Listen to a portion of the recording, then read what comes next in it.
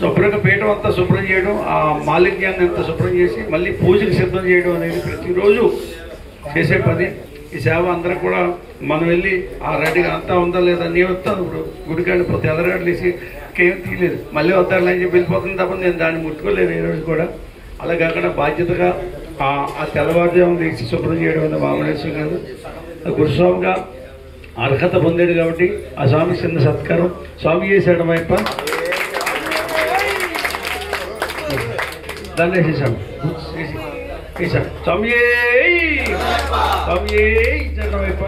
Thank you స్వామి. స్వామి శరణయ్యప్ప, దీని 8వ సారి మాలేస్తున్నాం స్వామి.